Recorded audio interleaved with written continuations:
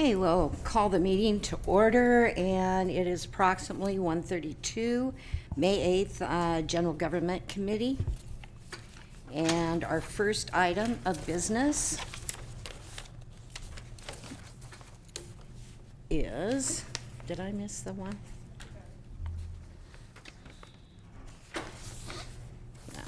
Is discussion and review of the County Code Chapter 20.238, Inclusionary Housing. This was referred from the March 20th, 2017 Board of Supervisors meeting. County staff, would you like to go forward? Good afternoon, committee members. Deputy County Counsel Matthew Kudrowski. This item was referred back in March for just general discussion, so I provided just a brief agenda summary for the item, as well as a item prepared by our former chief planner for our 2014 Planning Commission meeting. I'm happy to go through some brief elements of the ordinance if you would like, or if you have any specific questions you want to ask off the bat, let me know. Well, I would think, and let me see if my colleague concurs with me, I'd like a summary. Yeah, Would that? sounds good. Yeah. Okay, thank you. So our 2004 housing element contained action item 3.11, which required the county to develop and adopt an inclusionary housing ordinance that requires market rate residential development to supply on-site affordable housing or alternatives, such as off-site housing or infrastructure, land donations, in lieu fees, or other reasonable alternatives. The ordinance was adopted on March 23rd, 2009. And the adoption of the ordinance was highlighted as an accomplishment in the county's 2015 housing element. Now, state law does not require the adoption of an inclusionary housing ordinance, but such ordinances are a method that many localities use to assist in the creation of affordable housing. The county's ordinance is Chapter 20.238 of the Inland Zoning Code. Aside from the base requirements in terms of how much the goal of producing affordable housing with relation to subdivisions, there are several exemptions for smaller projects, and also in terms of larger projects, that development complying with the state density bonus law is exempt from the chapter. Section 015 of Chapter 20.238 states the housing unit requirement. It also allows the payment of any in lieu fee as part of a negotiated development agreement, and that's a state statutory process. There's government code statutes that describe the process for how to get and approve a development agreement. The chapter requires the development and submission of an inclusionary housing plan, which the board may approve, conditionally approve, or reject, and that may either include certain items required by the ordinance or may include alternative means of compliance. The board must find that the alternative means of compliance meets or furthers the purpose of the ordinance, and the purpose of the ordinance will be better served by the implementation of the proposed alternative. So the alternatives have to be at least as good as what the inclusionary requirement would be. And it specifically calls out off-site locations as one alternative with certain listed requirements. Incentives are granted to developers who construct affordable housing. There are requirements for continued affordability, and our section 060 discusses equity sharing. So going forward, there's always a certain time limit it should be affordable for, but if it's sold, then there's a share on the equity between the owner and then the county or a different entity to reuse that money on a different affordable unit. The ordinance does discuss both owner and renter occupied units. However, inclusionary requirements for rental housing were found by a relatively recent court case to go against the provisions of the Costa-Hawkins Rental Housing Act. And that act gives developers the right to set initial rental rates for housing units. So as such, inclusionary housing ordinances regarding rental units have been preempted. But that does not affect inclusionary housing ordinances for sale units or owner-occupied units, and it also does not affect ordinances or projects where there's a direct financial contribution or other assistance. Supervisor Jurdy, you have questions? So, question on that. So, as I read it, and as I think you just said, if someone builds a subdivision with some accessory dwelling units, we're now going to call them instead of secondary units, that they, my understanding is the ordinance does not count those as the number of total units that therefore triggers the inclusionary unit total. So if there's a requirement for 15% inclusionary, the accessory dwelling units don't get counted in the total number of units that then therefore need inclusionary units. Is that true? Honestly, I mean, I have not been. The county has only had one large subdivision since this was enacted. That was Gardens Gate, and there was a development agreement. That's why I have no personal experience with applying the ordinance and its requirements on primary or secondary dwelling units. It's generally been looked at on a per lot basis with the fee collected at time of subdivision. Okay, yeah. So I'm just saying the way I'm reading this and the way I thought you just said, that if there was, if you had a subdivision of 50 lots and 10 of them had accessory dwelling units, that it'd be that the 15% would be applied towards the 50 lots, not towards the 50 plus the 10 accessory dwelling units. So it wouldn't be 15 times 60, it'd be 15 times 50. Well, I think that makes sense. I would prefer to have planning opine on that. And Okay, yeah, I guess planning's not here. And my report just keeps disappearing from my Android here. But I guess what I'm wondering is, because it seems to me that the primary purpose of the inclusionary housing ordinance is to create diversity in housing stock, and that diversity to include more affordable units. But there's within affordable units, there's like a wide spectrum of what fits that definition. And some are for sale units that are affordable to people to a certain income level, and some are affordable that are rentable for people with a certain income. And I'm just wondering if, so just tossing out an idea here, because a lot of subdivisions aren't built with accessory dwelling units anymore. People go for the minimum lot size, and then there's almost no land left over on the lot the way the house is configured to incorporate a second unit. And even if there is, they'd have to retrofit the garage or add on for a building that was built to be a one-story garage and retrofit it to be a two-story garage. And it'd be much cheaper and cost-effective if someone at the time of construction, if they built a two-story garage with a unit above it, that could then be converted into an accessory unit, or it could be made part of the living unit of the main house or a home office. But it would just be more cost effective to do it at the time of construction, and also if it was planned that way. And in particular, I'm thinking of like corner lots, because corner lots tend to have twice the curb on-street parking availability.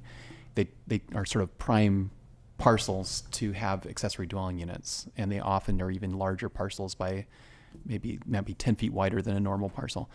So I'm just tossing an idea out here, but if since I vaguely understood this referral to be to look at the inclusionary ordinance, and is there anything that's discouraging people from building housing that's building housing period, but also making it effective? I'm just tossing out the idea that maybe one alternative, because it does talk about alternatives, would be for the board to look at and the county staff to look at subdivisions that incorporate accessory dwelling units as in some way fulfilling the inclusionary ordinance objectives. But it would have to be incorporated at the time of design, at the time of subdivision, because it's, like I said, it's fairly difficult and more expensive to retrofit a standard tract house into incorporating a second unit after it's already been built, especially if it doesn't have an alley. I tend to agree with that. I think it would require more work up front than you sometimes have at a subdivision stage, which doesn't necessarily mean you know exactly what units you're building. So you'd have to be scoping out and leaving a room for those kinds of units. From the perspective of the Palmer case is the case that did away with inclusionary rental units.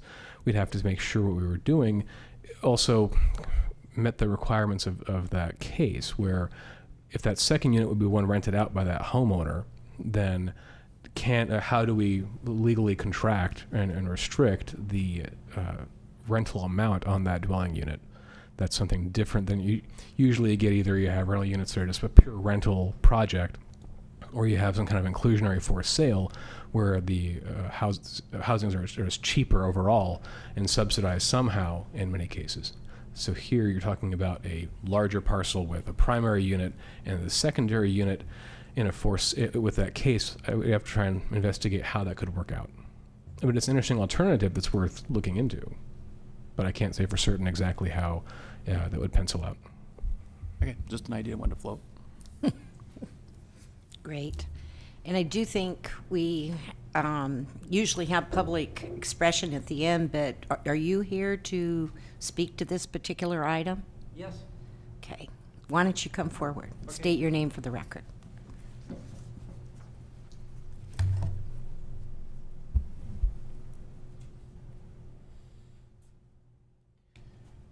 My name is Alan Nicholson.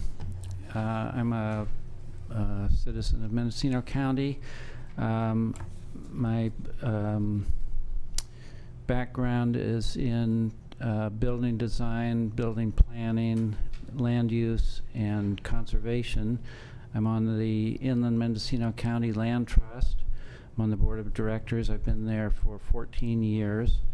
And I'm also architect. So I completely support development in this county, and I completely support conservation in this valley.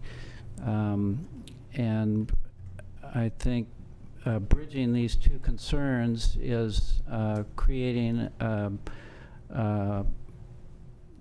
diversified, compatible community for us. And the Inclusionary Housing Ordinance is an especially effective method for allowing people of different economic, social, cultural backgrounds to live within our community. And so I'm really here just to support the Inclusionary Housing Ordinance. I think it's extremely important for development in the future of this county, and hope that we make this a high priority in planning. That if we try and reduce the requirements for this, that in the future, I think we're just shooting ourselves in the foot. There have already been litigation involving the county for not using the authority they have to build a community of low-cost housing.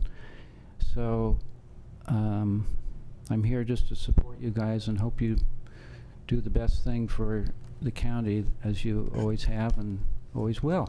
Thank you. So I have a question. So before the meeting started, as it started, we were given two handouts. Did they both come from you? Yes. And so it looks like one is showing, I mean, this is getting to a specific proposal, but it's, one is Lover's Lane, and the other one, it looks like at the south end of Ukiah Gardens Gate. So the Gardens Gate, according, you say it was approved back in September 2009, but not built because of the recession, I assume? I don't know the exact reasons. The reason I included them was these are two larger proposals for development. The one at Lover's Lane is before the county now, going through the process of planning approval or denial. The Gardens Gate was previously approved. It's available. Actually, I've been talking to the owner. He's more than willing to sell that. He's looking for a developer. He's willing to sell it at the same price the owners of the Lover's Lane property are per unit. And these are two great examples of what could be done. I think specifically the Lover's Lane project is not such a good deal for ag in the county, and doesn't bode well for the rest of ag in the county if we go ahead with that. But in terms of inclusionary housing, which is the subject today, Gardens Gate is like ready to go. It just needs to be brought up to date and run through the system. It's all approved with the inclusionary housing. Nobody's questioning that. Nobody's trying to maneuver around it or ask for special exceptions. So these are larger projects for the county and for at least for the Inland Valley here, and good examples for us to use for discussion of the topic. What are the requirements? What are the details? If these are questions, you know, it's some documented details that could be used for a dialogue with this subject. Thanks. Thank you. Thank you. Anyone else that would like to speak? Okay. Hi. I wasn't sure who that was because of screen. It's been a while. Nice to see you. My name is Lisa Hilligus. I'm an attorney here in Ukiah and an affordable housing advocate. I am glad I read the paper today to see that this was happening. And I'm primarily here just to speak with a slight historical perspective, which I know Supervisor Brown is familiar with, for how we got an inclusionary zoning ordinance here in the county, and my excitement that that the housing crisis has completed its course, and we have in the wings the possibility of some development coming into the county. So I'm here to encourage this committee to, when it returns to the board, to be advocating for the support and application of the inclusionary zoning ordinance as we're poised for this new development. I wanted to. The inclusionary zoning ordinance was adopted as part of the efforts for the county to get a housing element that was compliant with state law.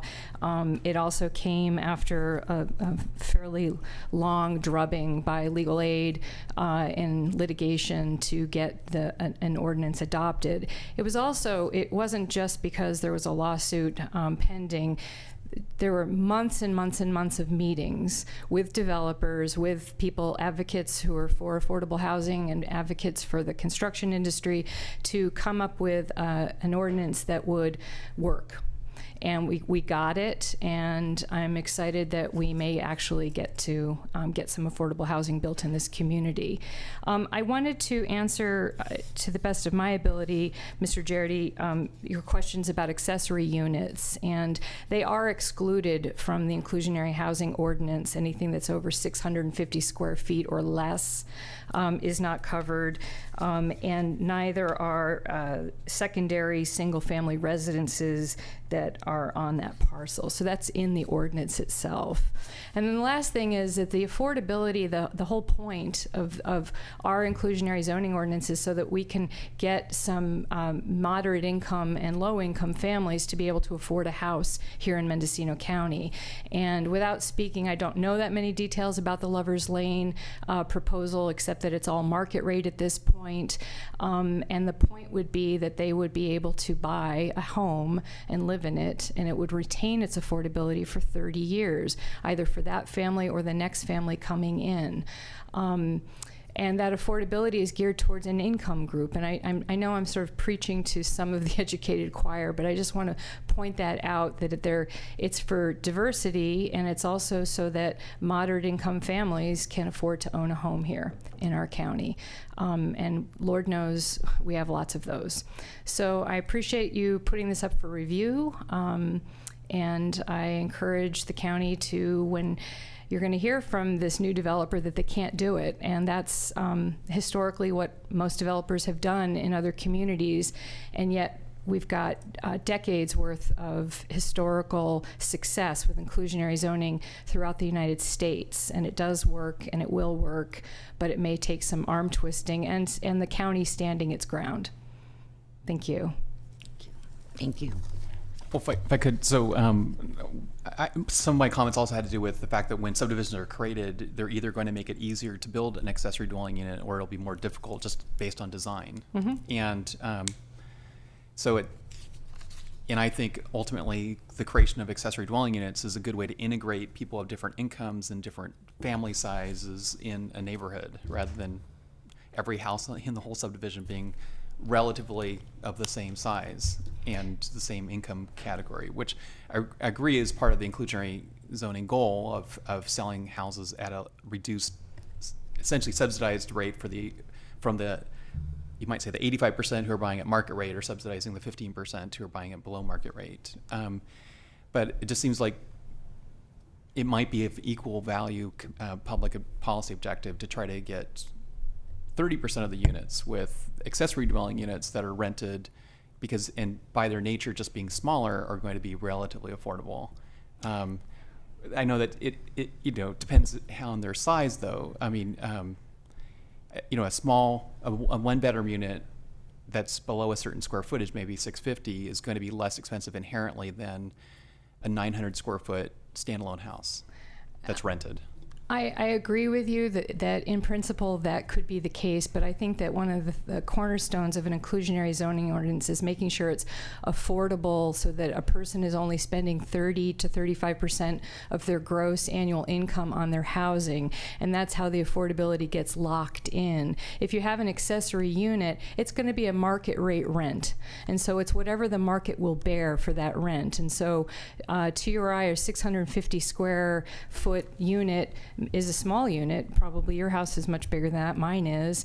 But a family of 4 can't fit into a small unit like that. And if they do, is it really going to be at a rate that they can afford? So the affordability is a legal standard. And with the accessory units, and I think that County Council mentioned this with the newer case, that for rentals, having an inclusionary zoning ordinance to define the rental cap isn't going to work. So I'm a big fan of secondary units. I know the state just recently passed laws to help make that more bridgeable for communities to allow those to be built. But that's not the only solution. And in terms of maintaining affordability that meets the legal standard of affordability, inclusionary zoning ordinances are the best way for doing it for purchase housing. And I think that hopefully this county will have more opportunities for affordable housing rental developments to come in. You know, RCHDC is one of our only developers, but there are developers from the south who are building now that there's more money and tax credits. There's been a real just bane in availability of resources for this, and hopefully my hope and prayer is that will that time period is over and we can start getting more of those affordable rental units, because I agree that there's a huge need for that, because not everybody can buy a house and will never be able to buy a house. And there was a study in the Bay Area of accessory dwelling units, and they found that I think it was a slight majority of the people who owned the accessory dwelling unit that were renting it out found that they were renting it below what's considered to be market rate, and a majority of them was because they rented to someone that they identified as a family member and or a friend, which is fairly broad. But I think it was that personal connection that the resident property owner had with the renter that probably enabled them to rent at a lower rate than someone who owns an investment property, being an apartment complex. Right. And there's a property management company maybe involved, and it's all about money. Mm-hmm. And I find that it typically is all about money when it comes to market rate housing and apartment dwellings. And unfortunately, we have a very diverse community with a lot of disabled people and people of different walks of life who may not appeal to the homeowner to rent to, and so it will just be the family members or the friends of friends, and they may not be as in need of having affordable housing as others in our community. So I hope that we will keep that in mind when we're looking at developments and trying to encourage more affordable units to be developed in this county to meet that understory that has no voice in these meetings usually. Okay, anything else? Thank you. Thank you very much. As planning and building staff came in, we're having this conversation. Do you have anything to add?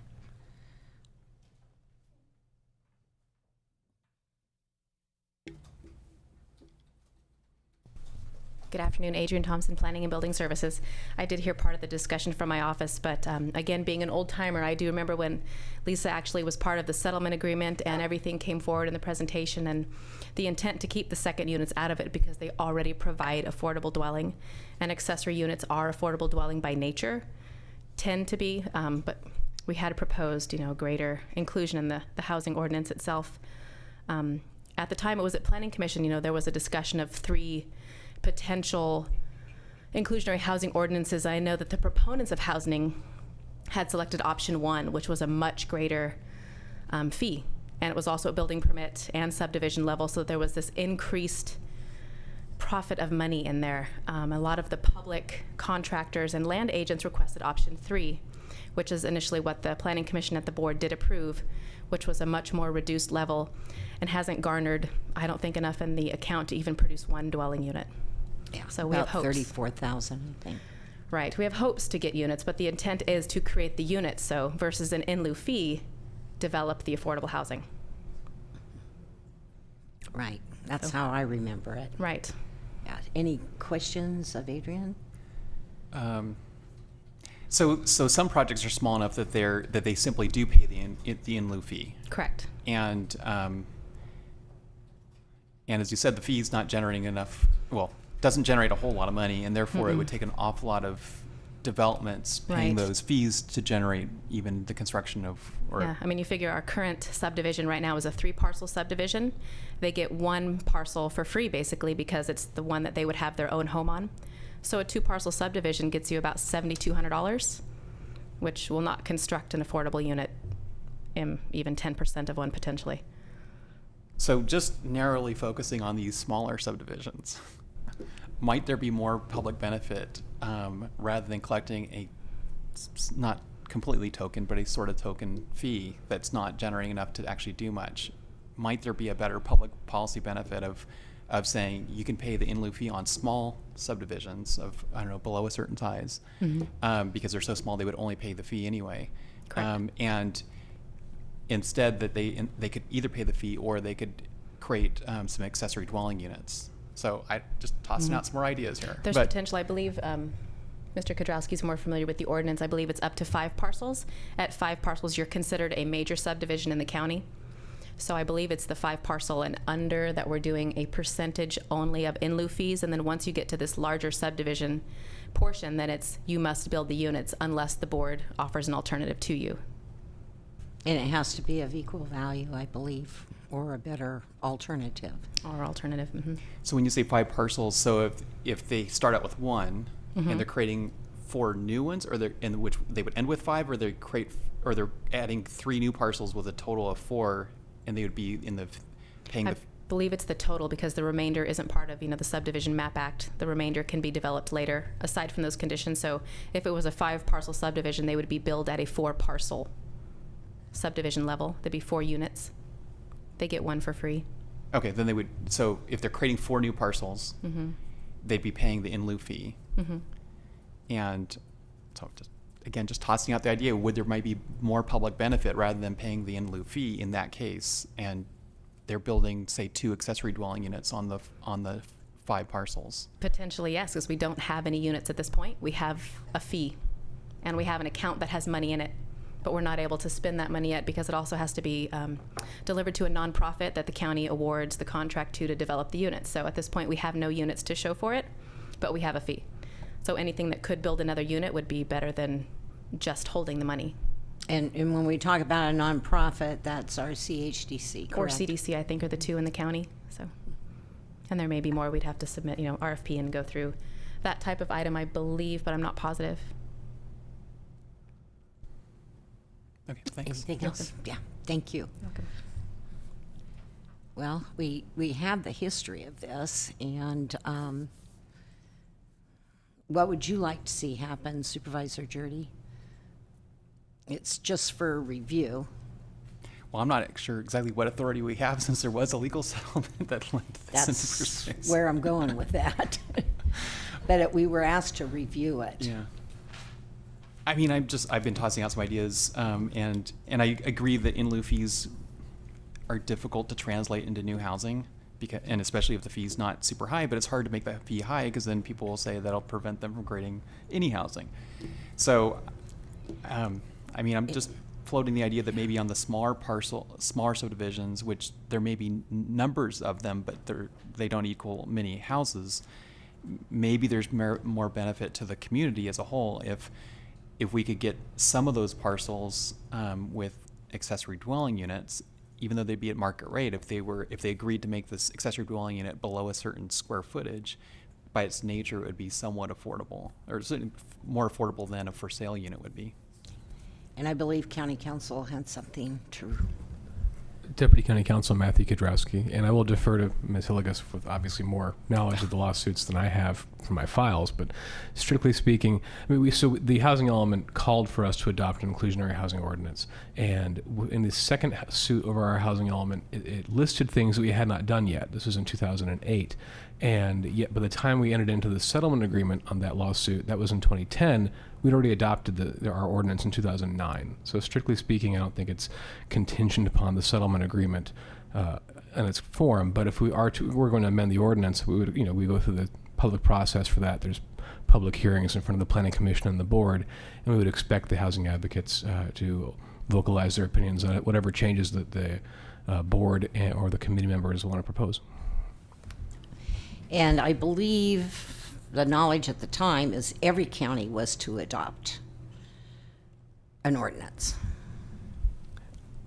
In my prior career, I worked in redevelopment, which had a lot to do with affordable housing. So the most I could say, I worked for cities, was that inclusionary housing ordinances were preferred by many. I think even HCD thought it was a good idea for adoption.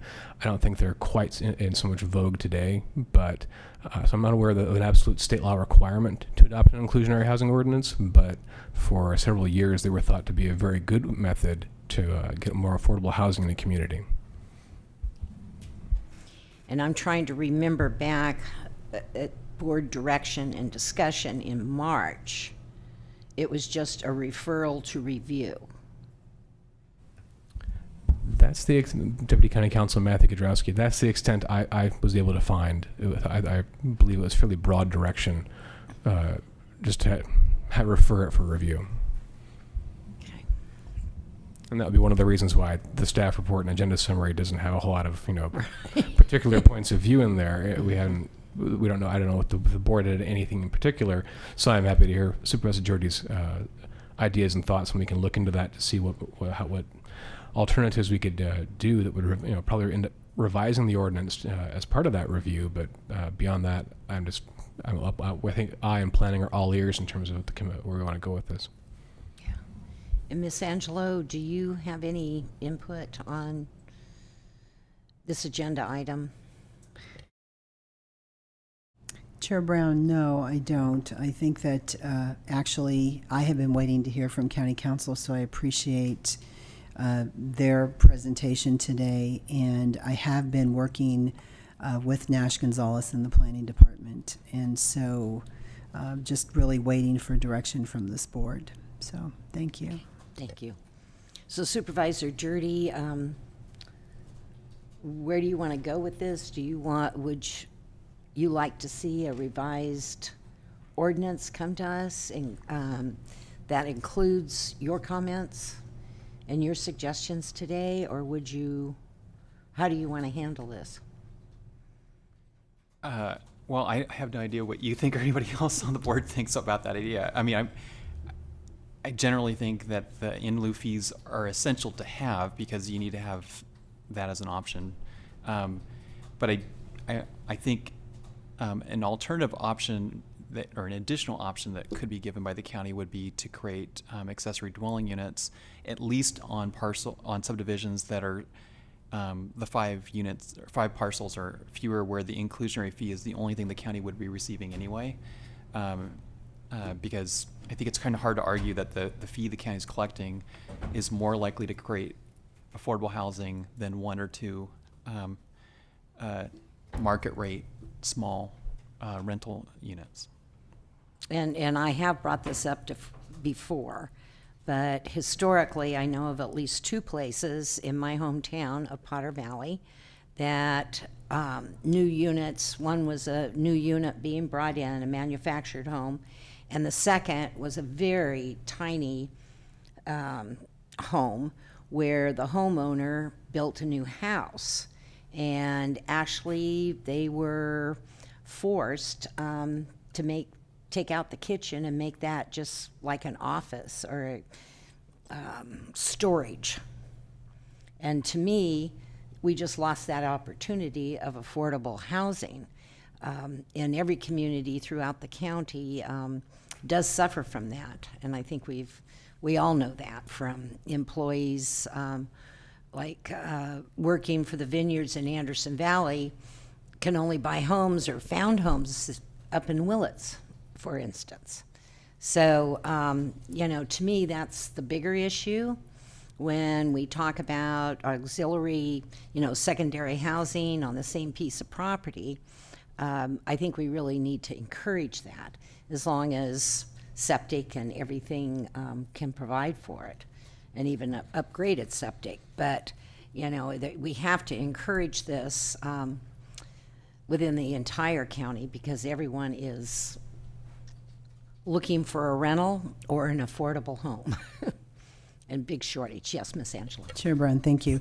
When I think about this referral coming to general government, I'm not certain that I'm thinking the referral came to general government because we know that there is this potential for the Lovers Lane project or for Lovers Lane to be developed. I'm not certain that accessory housing is anywhere near the Lovers Lane potential project. So my only comment, I think that you bring up something that should be addressed and certainly addressed by the staff if the full board wants, but I don't think secondary units is part of the existing proposal today. So I'm not certain that that we as general government are responding to the intent of the board in referring this. That's my only question, and I don't know, and so I'm just throwing that out there. Sure. But how can we go back to the board and have a rediscussion, hopefully at a time before our next standing committee meetings, with Supervisor Jurdy being able to at least present his thoughts, but to get the direction of our colleagues, since we can't really find anything that is language to what was directed for this committee. Right. Well, certainly we could bring an agenda item forward from the General Government Standing Committee on the 16th that basically speaks to this item was heard, and the decision was to direct staff to explore secondary housing units as part of our inclusionary ordinance. We certainly could do that. I guess, your question is a good one because Well, I'd just like to have further direction from a full board, instead of having staff start down a road and bring something back that may not be supported by the entire board. Right. That's been, I right agree. now, I agree the with you. situation Yeah. we're in, it takes three. Right. I agree, because I wasn't clear on what the board members had in mind when this was referred to general government in the first place, because I've barely heard of Lovers Lane or Right. what's being contemplated there. I just remember it being some general direction to send to general government a request to review, are there things that the county's requiring that are intentional or more likely unintentionally discouraging the creation of housing. That's how I remembered the discussion, but I know it was more specific than that, but that was my interpretation of what we were going to discuss here today. Right.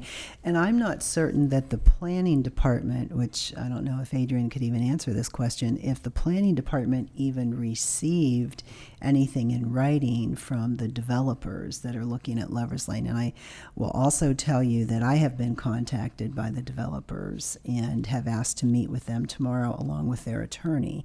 I know that they have a list of questions. Of course, nothing includes accessory housing. So I don't know if the planning department did receive anything that would actually give you or the board any additional information. Adrienne Thompson, Planning and Building Services.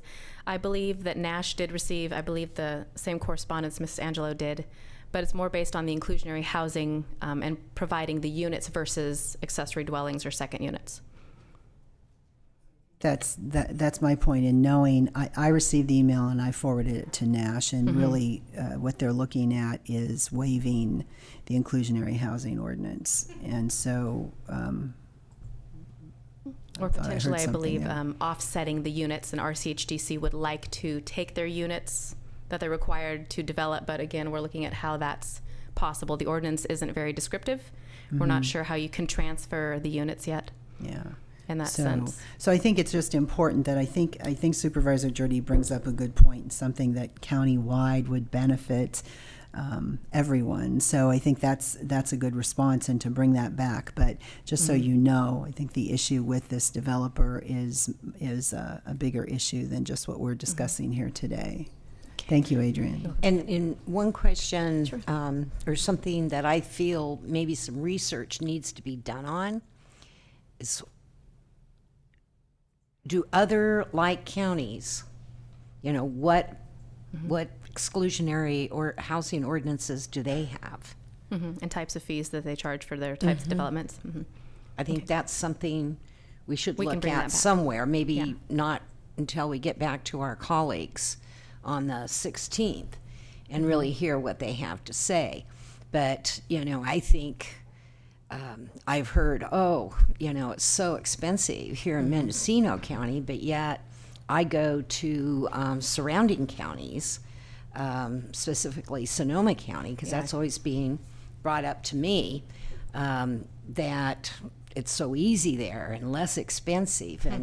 But I don't find that when I do my research. We'll definitely bring that back. I find it hard to believe that they would charge less for their ordinance than we would here. I know also the Planning Commission did request to review the ordinance just from the previous subdivisions that have happened. Property owners, of course, always object to the fee, and they generally ask the Planning Commission for a waiver, and they're informed that you have to go to the board and how waivers are granted. But because we continually do get waivers by applicants that say, we can't pay this fee for our subdivision, we'd like to waive it. That's generally the first complaint, and the conditions of approval from applicants is the inclusionary housing fee. The Planning Commission did want to look at the ordinance itself. Okay. Well, Yeah, thank you. I think we're going to move along on our agenda, and I thank the public for being here today. And even though with the standing committees it says public expression at the end, certainly our standing committees are always open to hear the public speak to the topics. Thank you. Okay, let's move on our agenda. And now we are at item 2B, discussion and possible direction regarding policies to encourage accessory dwelling units and regulate short-term rentals. And this was referred from the April 4th Board of Supervisors meeting. And I'm going to let Supervisor Jordy, I believe this was your item and referral, address this, and we can hear from staff if we. So, well, one, as we know, there is a new state law that is in effect for all of California and all of Mendocino County, and we heard a presentation about this from planning staff maybe back in March or some time ago.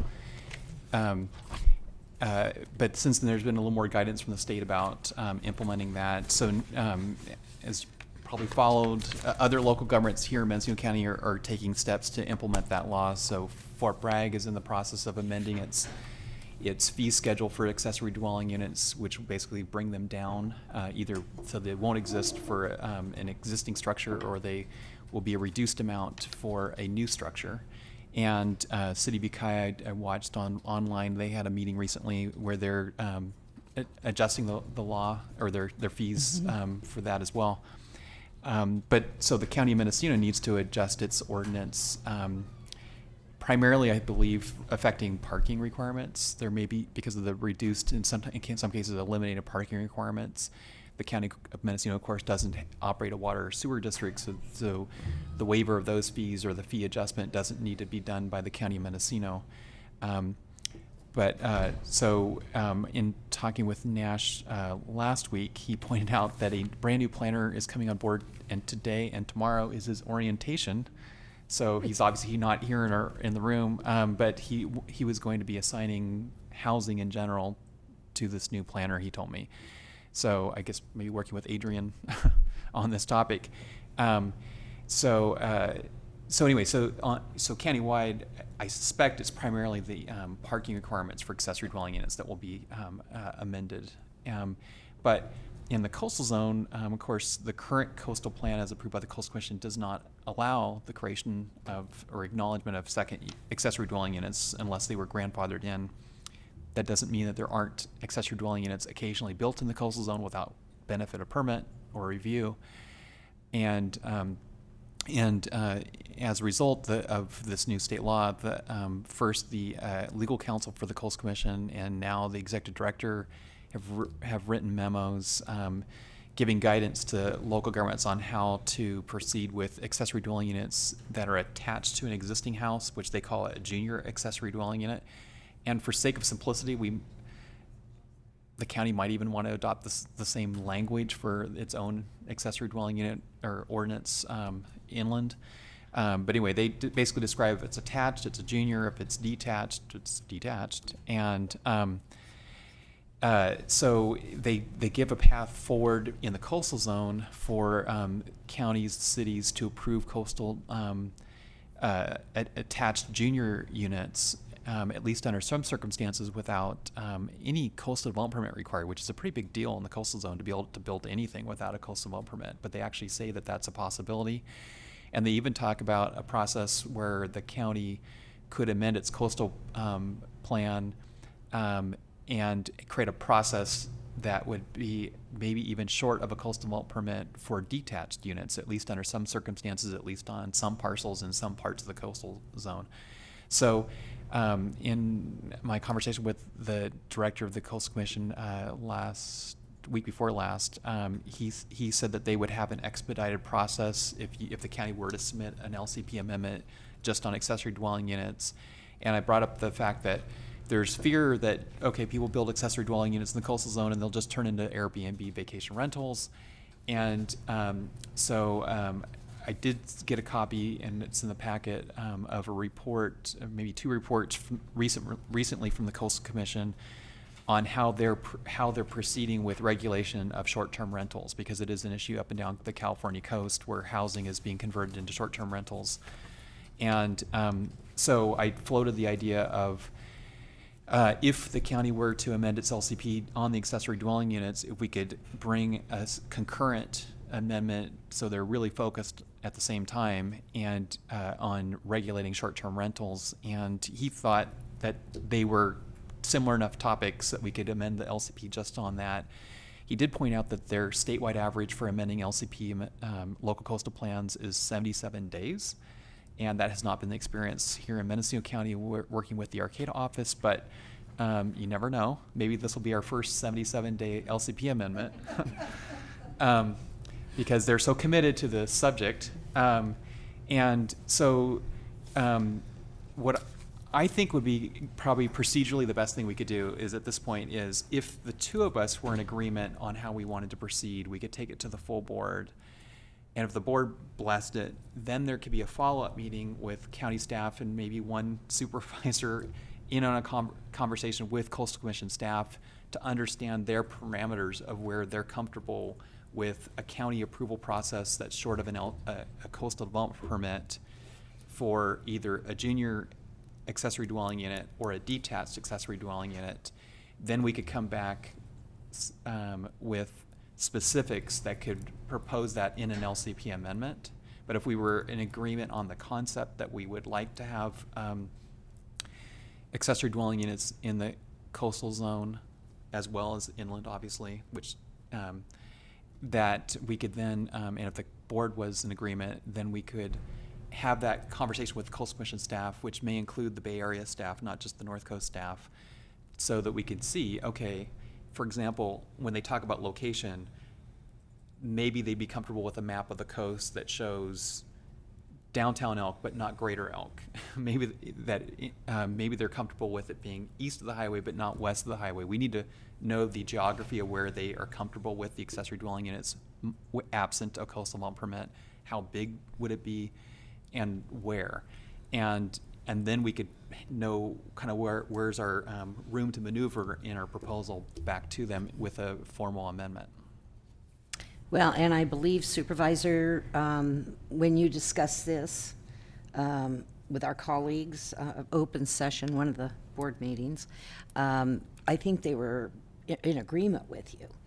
And that's why they sent it to general government. So we can act as the ad hoc and move forward, and we can also do a report out at our next board meeting, probably on the 16th, to further our work on this. And I'm not sure how you'd want to proceed for the next standing committee meeting, but if we do have this new planner, he could possibly work with Mr. Kinzer, since you're mainly talking about the coastal zone? The most challenging things are going to be in the coastal zone. Yeah. Okay. And then... I think the parking requirements will be fairly simple to change. Sure, but I think we should proceed as the General Government Committee in moving this forward. Ms. Angelo?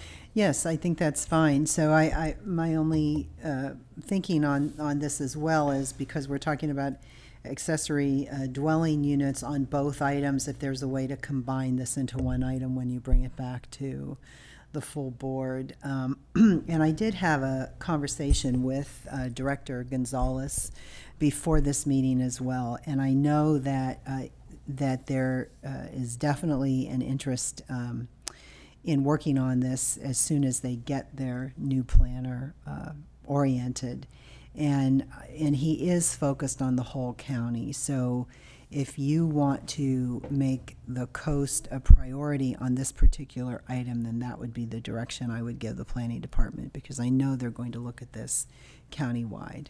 Okay. Well, I think countywide it's very important. Again, I go back to affordable housing. I also think about caretakers units and how that is needed by our aging population, including myself.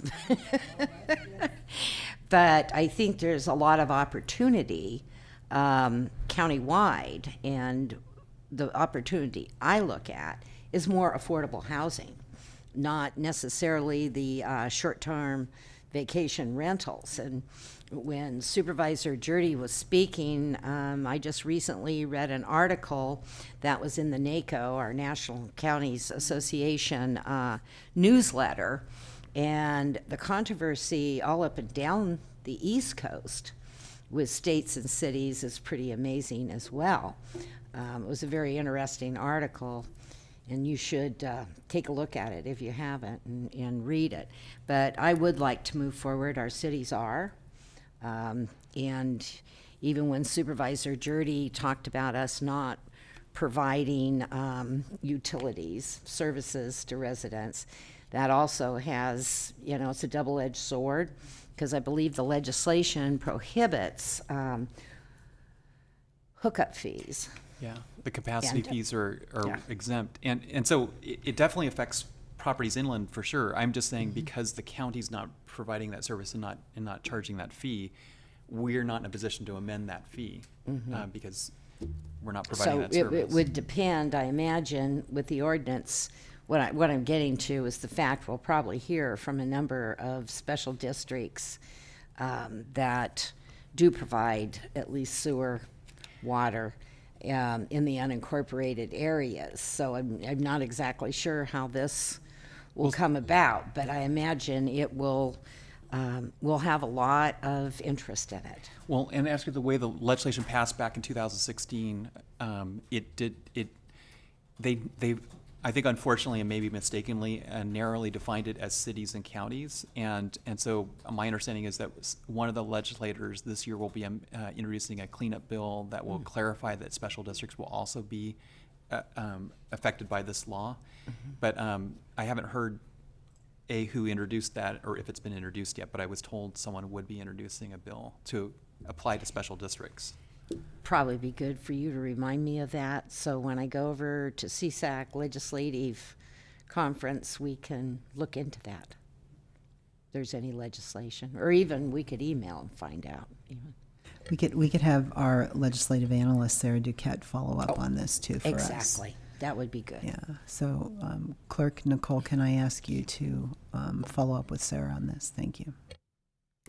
Okay. So, and I wasn't trying to say the coast was leapfrogging ahead of the inland. I'm just saying my understanding is there's less for us to, I believe there's less for us to do inland than there is for us to do on No, the coast. I totally understand and appreciate, where you're going on this, being on the ad hoc for the Mendocino Town Plan.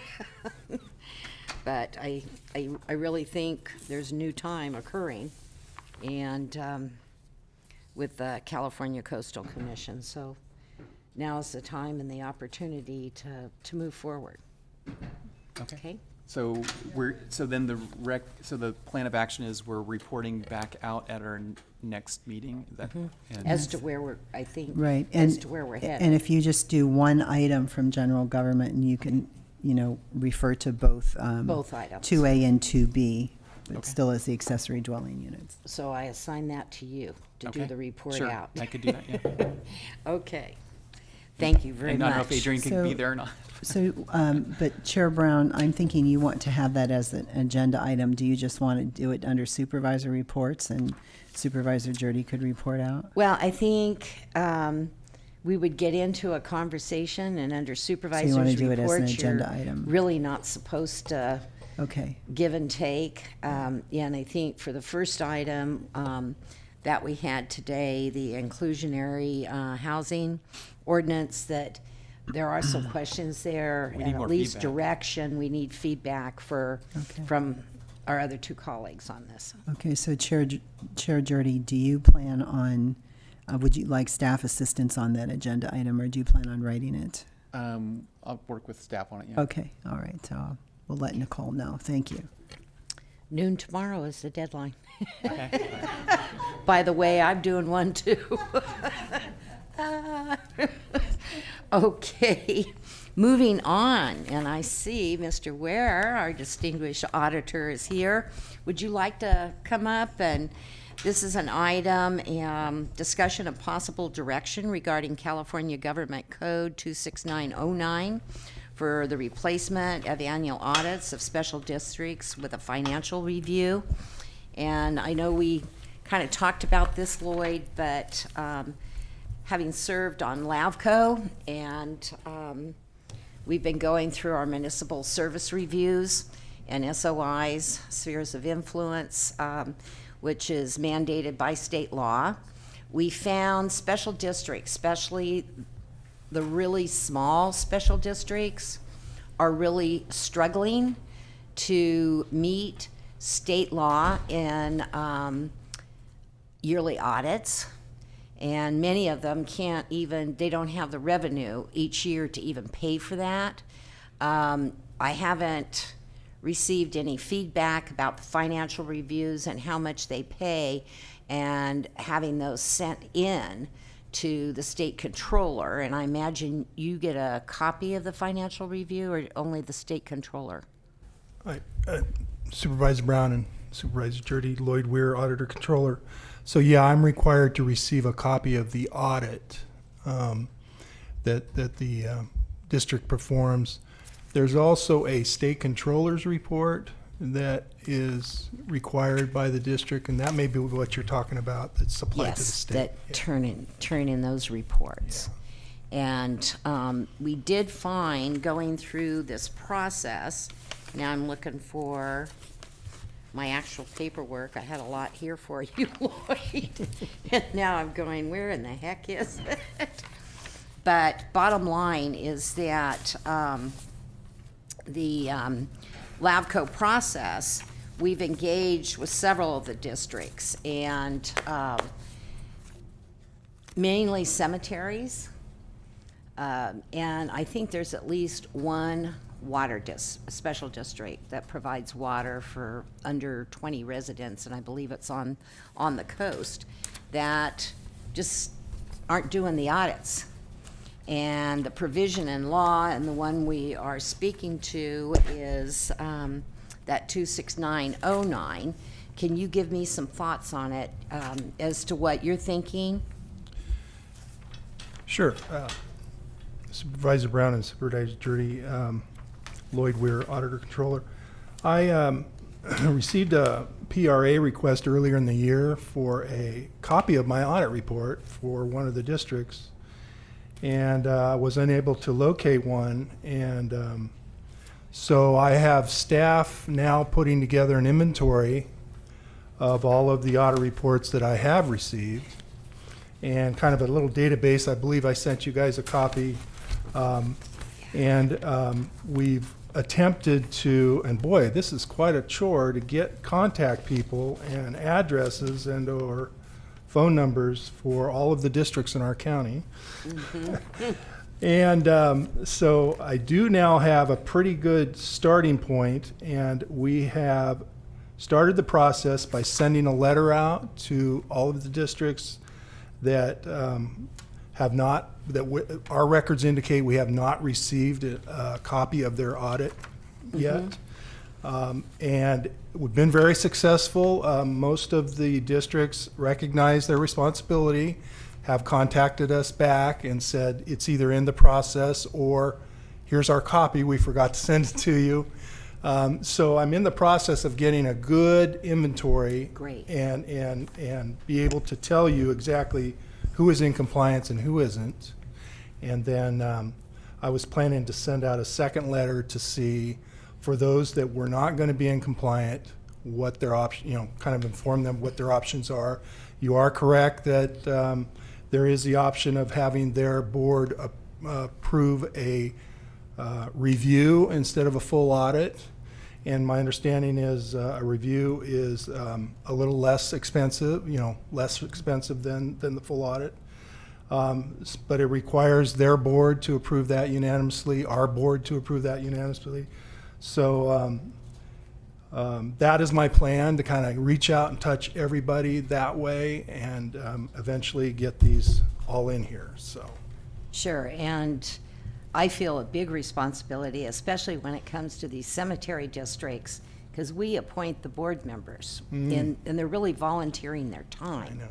And it's been told to me that at least one volunteer board that we appoint, because they don't have enough revenue, actually takes money out of their pockets. And even, trying to meet with those individuals and help them, as I did with the Potter Valley Cemetery District when I first came on this board. They had no idea that they were spending more than they were bringing in. And there was quite a few other problems that I saw legally that they would have, like under labor law. And they've worked out of it. They're in fine financial state now and do pass budgets. And like LAVCO wanted them to adopt a capital improvement. It's probably facilities improvement plan, I think is what they're going to entitle it. But for all the districts, because if you don't know what you need to fix and you don't save up for those opportunities, just like an audit, because they could have this option of every 5 years, every 2 years, or every 5 years. And but I certainly think the Board of Supervisors have a responsibility there, since they appoint to those districts. And in going over section 26909, it under, let's see, where is it? Under C1, it basically, when we talk about replace the annual audit required by this section with a financial review in accordance with the appropriate professional standards as determined by the county auditor.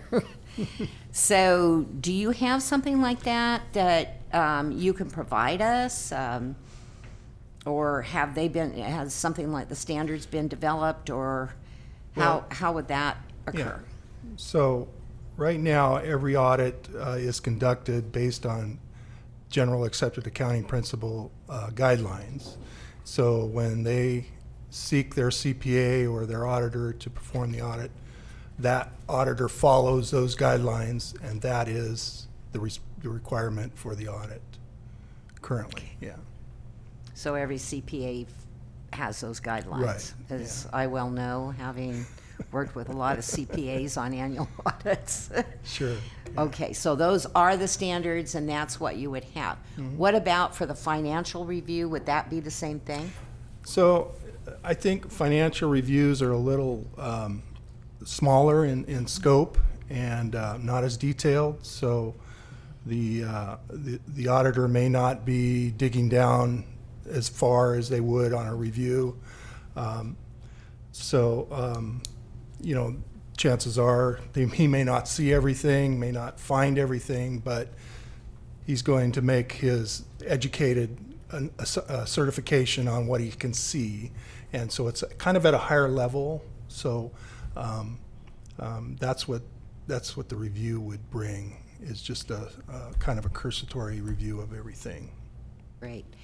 And what would you approve if the cemetery districts were to organize countywide and go to the same auditor for more of a group review? Would that be too complicated, or is that something they should think about and at least discuss with an all cemeteries district meeting?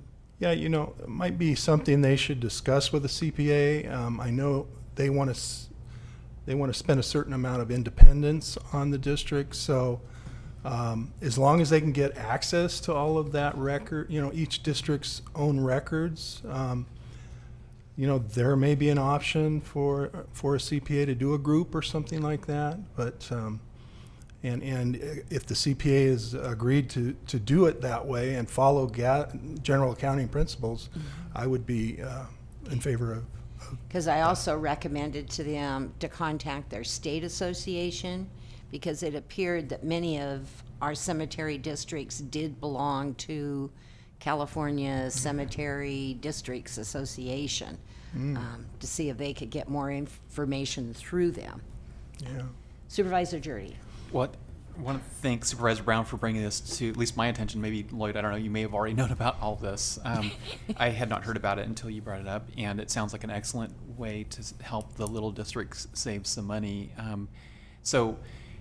Even the financial review, if I understand it correctly, would still be conducted by someone who's a CPA. Right. So Yeah. they're putting their reputation on the line, basically, and Right, saying, and you want to maintain that independence. I'm very close to the districts because I'm processing all of their transactions in the county. So, you know, it's better if the review or the audit comes from the independent source. Yeah.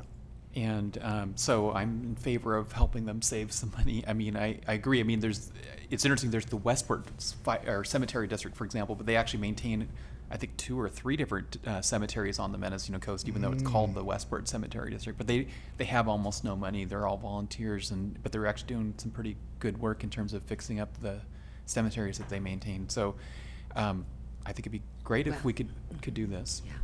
And actually, I think the only cemetery that I didn't have concern with was the Russian River Cemetery District. And they actually run the one right across the road here on Low Gap. And they did take in the Redwood Valley, the historic one. And actually, there's no burials there. But it made sense that they had the maintenance crews that would help take care of them. But I see almost every one of the districts in the entire county are struggling with responsibilities. Yeah. So just for clarification, though, so under this law, would you as the auditor have the authority to, or the board, I guess, together, to enable them to do a fiscal review rather than a full audit?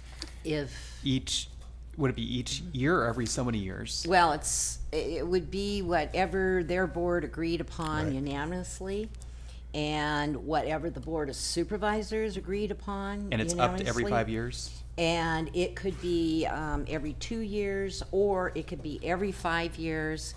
And one of the qualifiers is that everything is handled through the county auditor's office.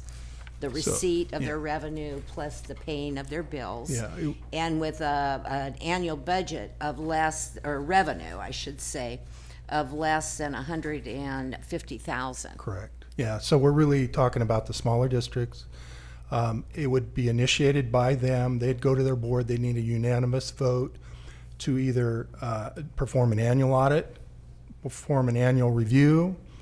They could go to a 2-year audit or review, or up to a 5-year audit or review. So Okay. that's got to be decided by their board first. And And then then I bring it to you guys as a resolution. And the state law is already capped it at an organization of revenue of less than 150,000. Yes. So, so the larger organizations, which are probably paying for audits anyway for other Yeah. purposes. Yeah, exactly. Yeah. Are not a part of this. Okay. Yeah. And as I said, I could only think of one other district other than the cemeteries, and that's a very small water district. Yeah. And just need to go back and look when we did the MSR for them. But Lloyd, I love the spreadsheet. Oh, good, Really good, appreciate good. this fact because I think, and getting this information, I think it helps all of us. Yeah. And under the comment, what does no findings shown?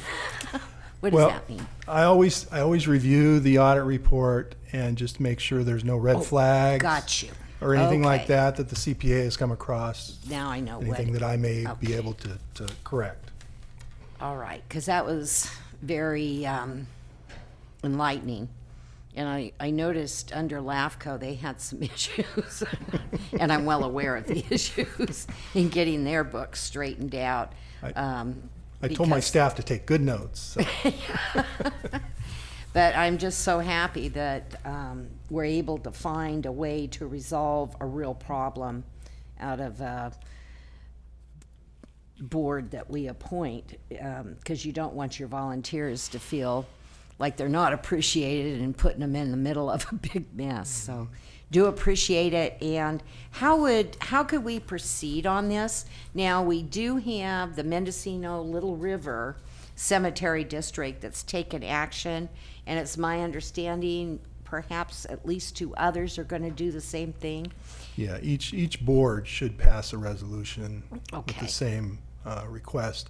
And that one you're talking about is on the way to this board for approval. So it's Great. already in the process. Okay. I have a question. So who's communicating to these limited number of districts that this is an option and that they would need to take this step? It was actually in the municipal service review for LAFCO.